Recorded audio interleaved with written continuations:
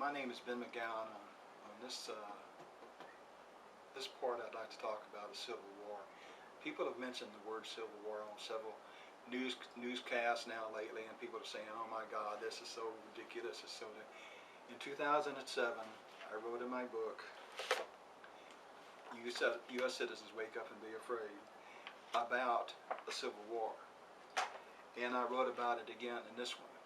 Since Obama has been in office, he has divided this nation so severely between races, ethnic backgrounds, religions, and everything. He has divided us. He does not speak as an American. He speaks as a politician to one group at a time.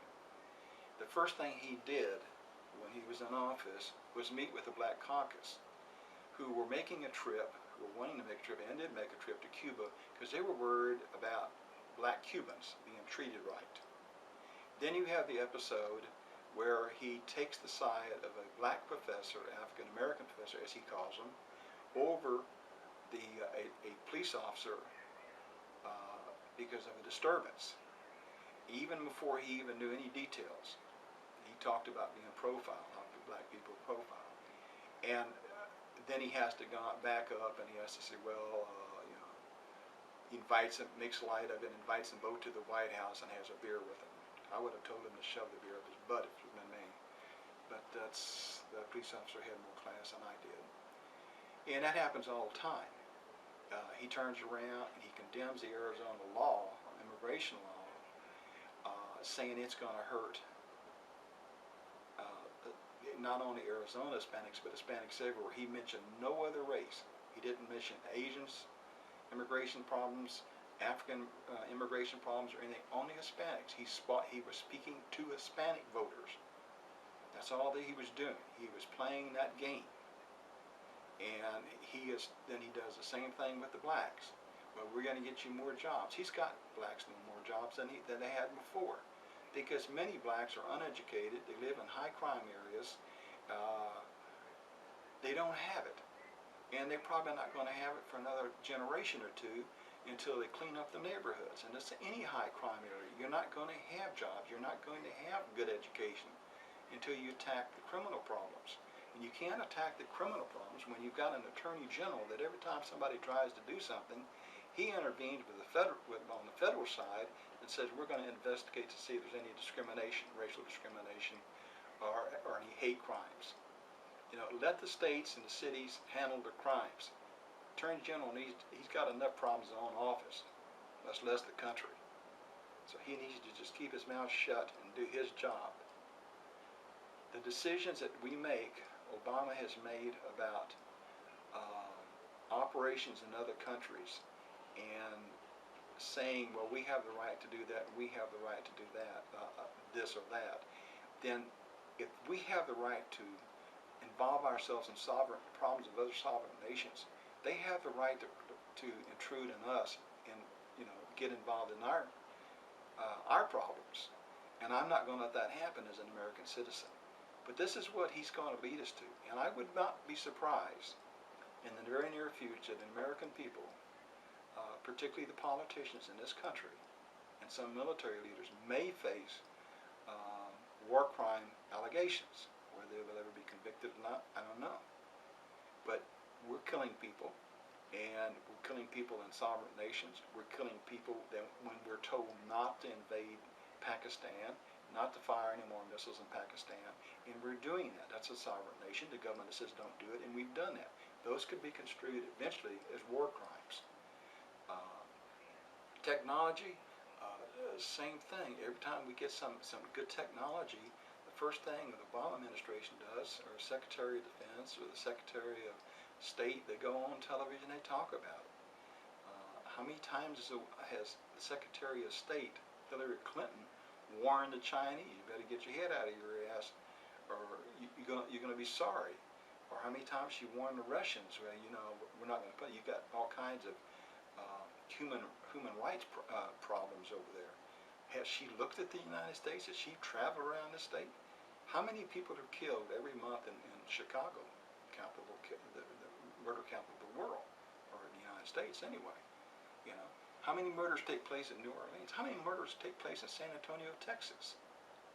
The other thing that people better understand, and feds better get involved in this, is that when people cross state lines to make protests in other states, and they come in caravans of buses, hundreds of people, they're putting their lives in jeopardy.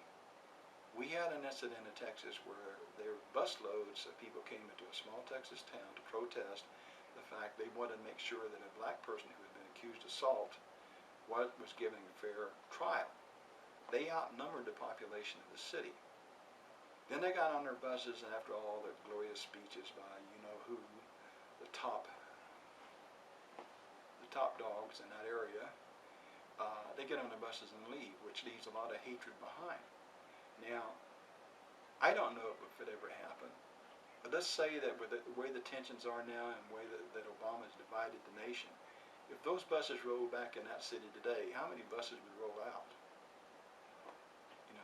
And people say there's not going to be a civil war. People, you don't understand. And when this thing breaks out, people are going to be surprised who's going to be on the United States side. They're going to be all citizens of the United States. They're going to be people who have worked hard. They're not on welfare. They stepped away from that.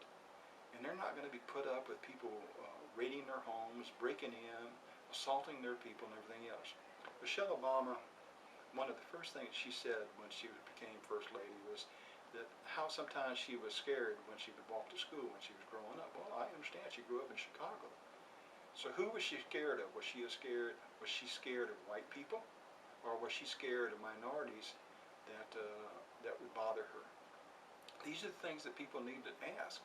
And before you go out here and start profiling people, make sure you got the profile right.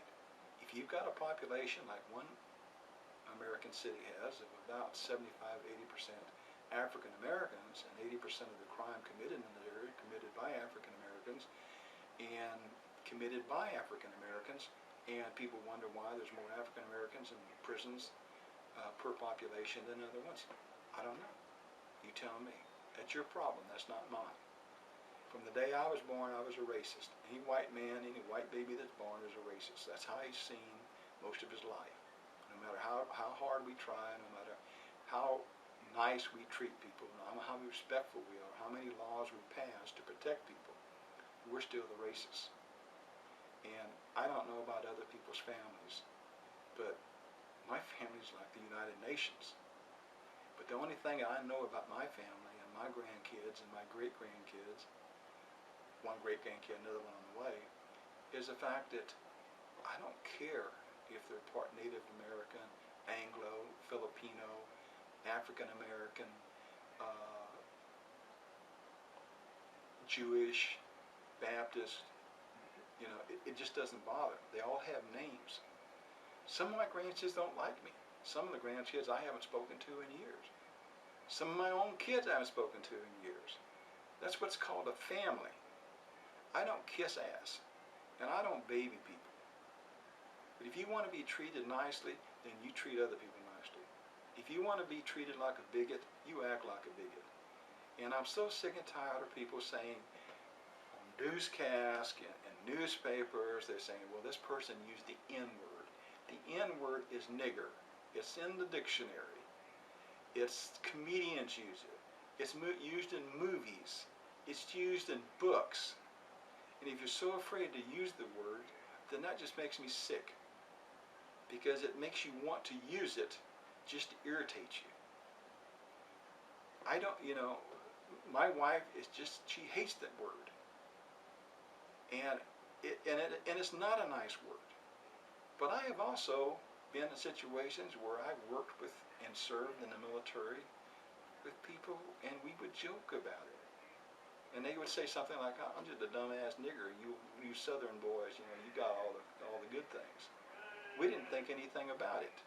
But nowadays, you can't say anything without somebody accusing you of racism, sexism, or hate crime.